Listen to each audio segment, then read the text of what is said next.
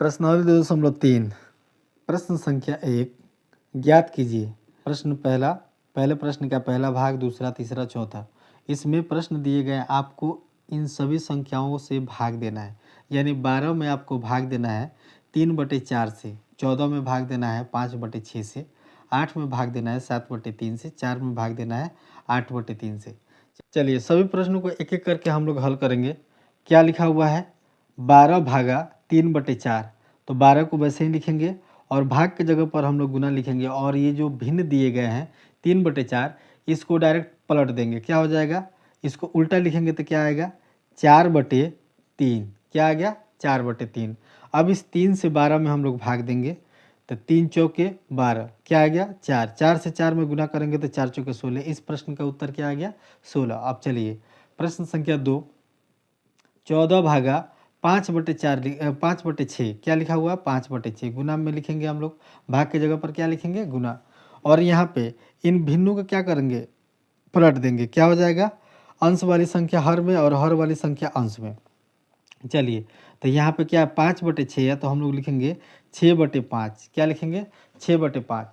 अब हम लोग देख रहे हैं कि अंश और हर में कोई ऐसी संख्या नहीं है जो एक दूसरे को विभाजित कर सके, तो हम लोग सीधा सीधा गुना करेंगे और उत्तर लिखेंगे।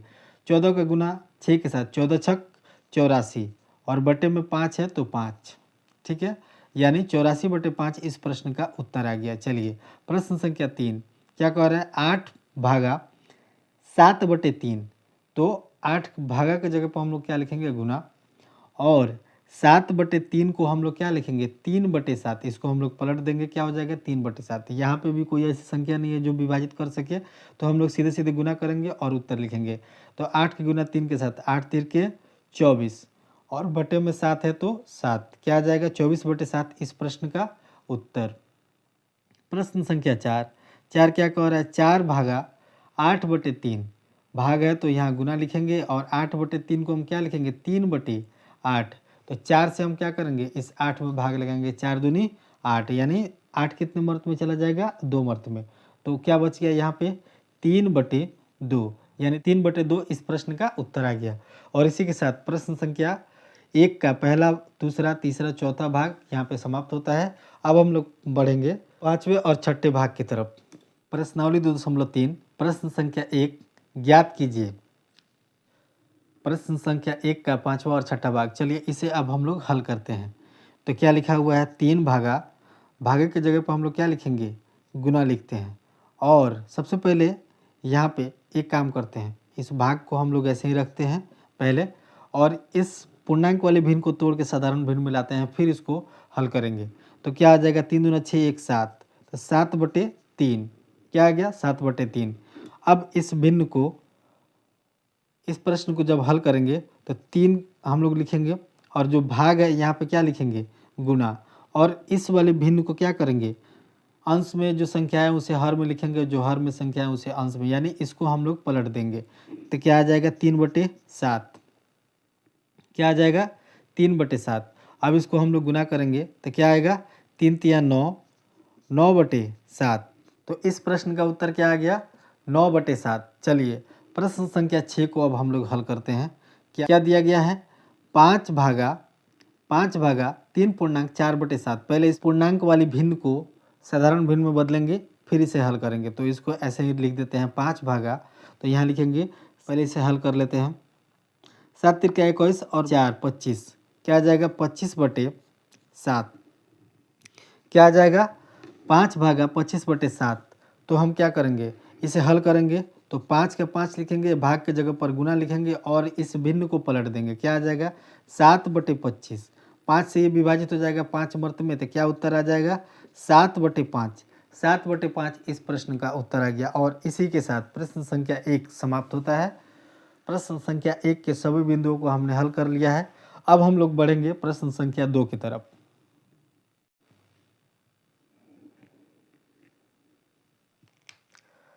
प्रश्नावली 2.3 प्रश्न संख्या 2 निम्नलिखित भिन्नों में से प्रत्येक का व्युत्क्रम ज्ञात कीजिए। व्युत्क्रमों को उचित भिन्न, विषम भिन्न एवं पूर्ण संख्या के रूप में वर्गीकृत कीजिए। सबसे पहले इस प्रश्न के जो बिंदु दिए गए हैं उनको समझने से पहले हम कुछ ऐसे बिंदु रखते हैं कुछ ऐसी संख्याओं को, कुछ ऐसे प्रश्न को अपने से हम रखते हैं ताकि इस विषय को, प्रश्न को हम लोग समझ सकें कि उचित भिन्न क्या होता है। उचित भिन्न, पहला हमें समझना है कि उचित भिन्न क्या है। दूसरा हमें समझना है विषम भिन्न। दूसरा हमें क्या समझना है? विषम भिन्न। विषम भिन्न। और तीसरा हमें समझना है पूर्ण संख्या। इस प्रकार से भिन्न दिए गए हैं और हमें इसमें से समझना है कि कौन उचित भिन्न है, कौन विषम भिन्न है और कौन पूर्ण संख्या है।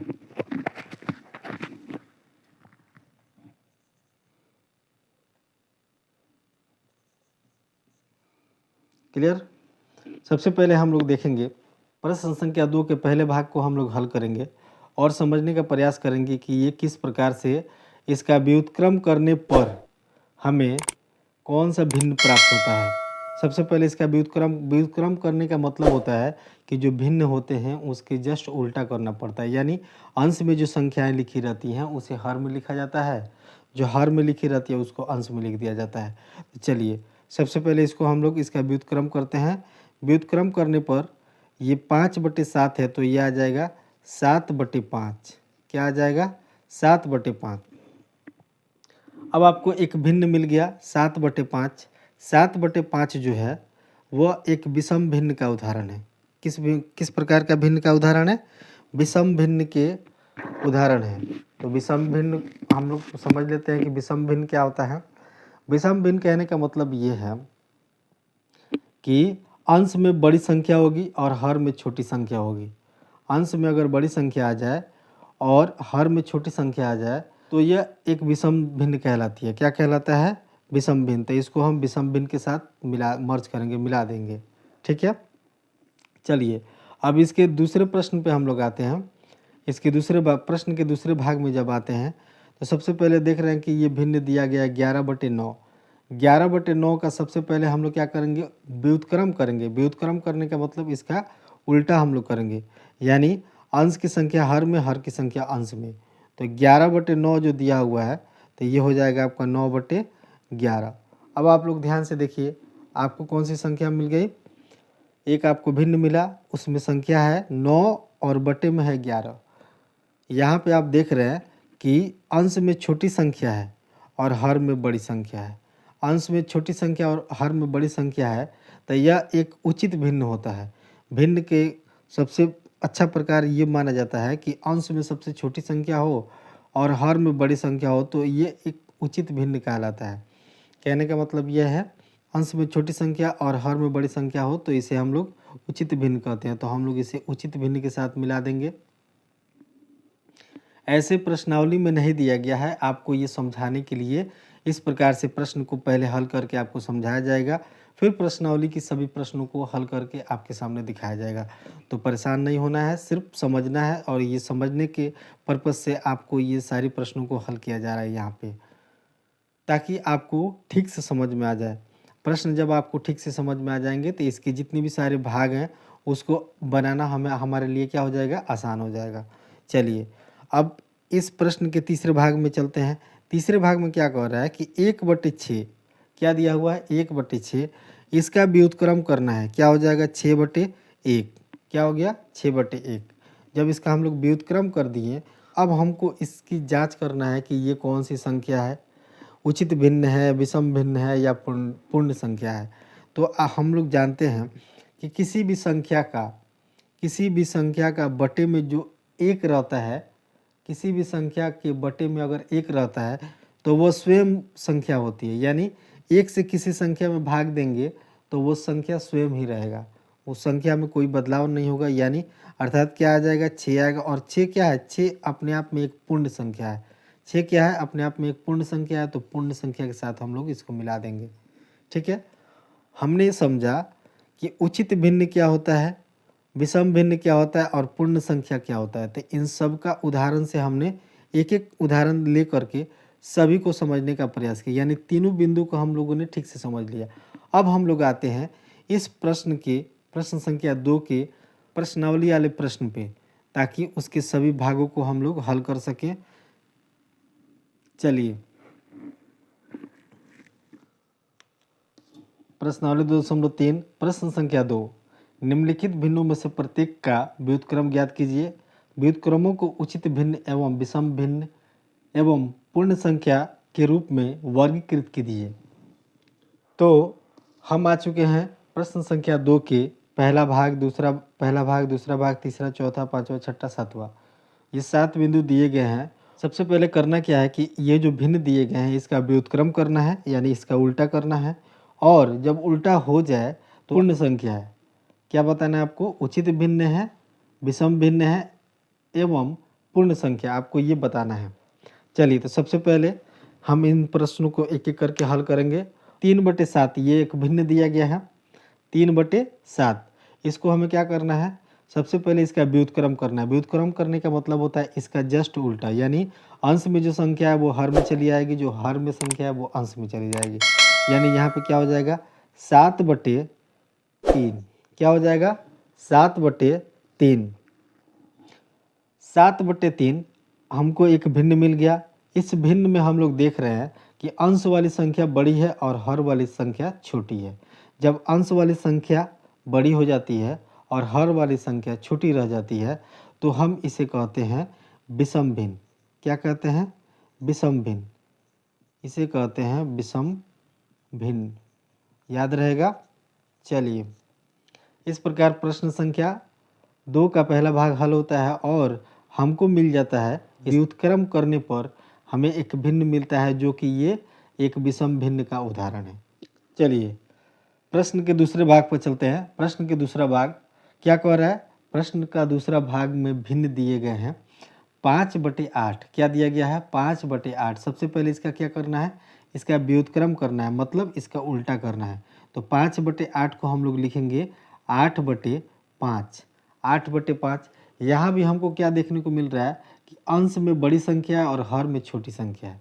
अंश में क्या है, बड़ी संख्या है, हर में छोटी संख्या है। तो ये भी क्या हो जाएगा, एक विषम भिन्न होगा। इसका वर्गीकृत जब हम लोग करेंगे, इसका वर्गीकरण करेंगे तो यह एक विषम भिन्न होगा। क्या होगा, एक विषम भिन्न हो जाएगा। बात समझ में आ गई। चलिए अब प्रश्न के तीसरे भाग में आते हैं। प्रश्न के तीसरे भाग में तो दिया हुआ है, प्रश्न का तीसरे भाग में 9/7। क्या दिया गया है 9/7। सबसे पहले इसका व्युत्क्रम कीजिए, तो 7 को ऊपर लिखेंगे और 9 को नीचे लिखेंगे। हमको यहाँ मिल गया अंश में छोटी संख्या और हर में बड़ी संख्या। कहने का मतलब अंश में 7 है और हर में 9 है, यानी 9 बड़ी संख्या है, 7 छोटी संख्या है। जब भी इस प्रकार के भिन्न मिलते हैं तो इसको हम लोग बोलते हैं उचित भिन्न। क्या बोलते हैं, इसको बोलते हैं उचित भिन्न, याद रहेगा हम लोग को। चलिए जब भी अंश में छोटी संख्या मिले और हर में बड़ी संख्या मिले तो इस पूरे भिन्न को हम लोग बोलते हैं उचित भिन्न। क्या बोलते हैं, उचित भिन्न। चलिए इसी प्रकार प्रश्न 4 को अब हम लोग हल करेंगे। दूसरे प्रश्न के चौथा भाग, दूसरे प्रश्न के चौथा भाग क्या कह रहा है, 6/5। भिन्न कितना है, 6/5 संख्या दिया गया है। इस भिन्न में संख्या है ऊपर 6, अंश में 6 दिया गया और हर में 5। इस सबसे पहले इसका हमें करना पड़ेगा व्युत्क्रम। इसका व्युत्क्रम करने पर क्या मिलेगा, व्युत्क्रम मतलब इसका उल्टा। तो अंश में जो संख्या है वो हर में और हर में जो संख्या वो अंश में, यानी 5 ऊपर और 6 नीचे। 5 ऊपर 6 नीचे, यानी छोटी संख्या ऊपर और बड़ी संख्या नीचे। यानी 5 ऊपर और 6 नीचे कहने का मतलब हो गया कि ये जो ऊपर छोटी संख्या है और नीचे बड़ी संख्या है, इसका मतलब ये भिन्न कौन सा हो जाएगा, ये भिन्न हो जाएगा उचित भिन्न। उचित भिन्न का उदाहरण हम लोगों ने पहला भिन्न यहाँ पे तीसरा नंबर भिन्न को हमने हल किया था, तो क्या मिला था कि ऊपर जब छोटी संख्या आ जाए और नीचे बड़ी संख्या आ जाए, यानी हर में बड़ी संख्या और अंश में छोटी संख्या आ जाए, तो उसको हम लोग बोलते हैं उचित भिन्न। क्या बोलते हैं, उचित भिन्न कहते हैं उसको। चलिए इसी कड़ी में प्रश्न दूसरा का पांचवा भाग क्या कह रहा है कि 12/7 एक भिन्न दिया गया है 12/7। सबसे पहले इसे हमें क्या करना है, इसका व्युत्क्रम। व्युत्क्रम करेंगे तो 7 ऊपर और 12 नीचे। अब देखिए, जब 7 ऊपर हो गया और 12 नीचे, कहने का मतलब ये हो गया कि अंश में छोटी संख्या और हर में बड़ी संख्या। अंश में छोटी संख्या, अंश में यहाँ पे हम लिख देते हैं ताकि आप लोगों को बार बार बताने पर जो कन्फ्यूजन है वो दूर हो जाए।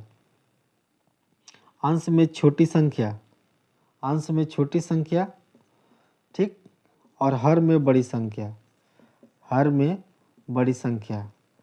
जब भी इस प्रकार से संख्याएं भिन्न दिए जाए, अंश में छोटी संख्या और हर में बड़ी संख्या, तो ये भिन्न होता है उचित भिन्न। ये किस भिन्न का उदाहरण होता है? उचित भिन्न का उदाहरण होता है। आप लोग को बात समझ में आ गई होगी। इसको आप लोग लिख लीजिएगा अपनी कॉपी में ताकि आपको समझ में आ जाए। और जब कभी अंश में बड़ी संख्या, अंश में बड़ी संख्या आ जाए और हर में छोटी संख्या आ जाए, तो किस भिन्न का उदाहरण होता है? विषम भिन्न का उदाहरण होता है।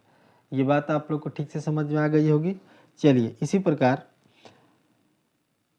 इसी प्रश्न का भाग हम छठे पर चलते हैं। छठा भाग क्या कर रहा है? 1/8। सबसे पहले इसका हमें क्या करना है? इसका व्युत्क्रम करना है, यानी 8 को ऊपर रख देंगे, 1 के नीचे रख देंगे। 1 जो ऊपर था वो नीचे आ गया, 8 जो नीचे था वो ऊपर आ गया। अब ध्यान से देखिए, इसमें समझने वाली बात क्या है? समझने वाली बात ये है कि हमें एक ऐसा भिन्न मिल गया जिसका हर 1 हो गया, यानी हर 1 कहने का मतलब हो गया इस 1 से हम 8 में भाग लगाएंगे तो हमें 8 ही मिलेगा। क्या मिलेगा? 8 ही मिलेगा। इसका मतलब ये है कि 1 से इस 8 में भाग लगाने से कोई खास फर्क नहीं पड़ेगा, कोई अंतर नहीं होगा। यानी 1 से अगर 8 में भाग लगाएंगे तो हमें 8 ही मिलेगा। तो 8 तो पहले से भी था, तो इसमें कोई परिवर्तन हो रहा है? नहीं हो रहा है। जब कोई परिवर्तन नहीं है तो ऐसी संख्या को हम लोग क्या बोलते हैं? पूर्ण संख्या बोलते हैं। क्या बोलते हैं? पूर्ण संख्या बोलते हैं। जब किसी भिन्न में अंश में कोई संख्या रहे, कोई नंबर रहे और उसके हर में 1 दिया जाए, वह भिन्न एक पूर्ण संख्या होता है। याद रहेगा। चलिए, उसी प्रकार प्रश्न दूसरे का ये 7वां भाग है। क्या है? 7वां भाग है। प्रश्न दूसरे का ये 7वां भाग है और 7वां भाग क्या कह रहा है कि 1/11। अब इसका व्युत्क्रम करेंगे तो ये आएगा 11/1। क्या आएगा? 11/1। अब 11/1 कहने का मतलब है कि 11 में 1 से भाग लगाना, और 11 में 1 से भाग लगाएंगे तो 11 ही आएगा, कोई परिवर्तन नहीं होगा। हमें संख्या मिलेगी वो 11 ही मिलेगी। अब 11 जब कौन सी संख्या होगी? या एक पूर्ण संख्या होगी। इस प्रकार की संख्या को हम लोग कहते हैं पूर्ण संख्या। क्या बोलते हैं? पूर्ण संख्या। आप लोग को यहाँ तक दिखाई दे रहा होगा। चलिए, ठीक है, समझने के लिए इतना काफ़ी है। चलिए, इसी प्रकार प्रश्न संख्या दूसरे के भाग 7 तक हम लोगों ने हल कर लिया और इसी के साथ प्रश्न संख्या 2 समाप्त होता है। उम्मीद है कि ये प्रश्न आप लोगों को बहुत समझ में आया होगा। अगर आपको समझने में कहीं दिक्कत है तो वीडियो को फिर से दोबारा देख करके इसे समझने का प्रयास कीजिए। बहुत ही महत्वपूर्ण प्रश्न है। चलिए, अब हम लोग चलते हैं इसी प्रश्नावली 2.3 के अगले प्रश्न संख्या 3 की तरफ।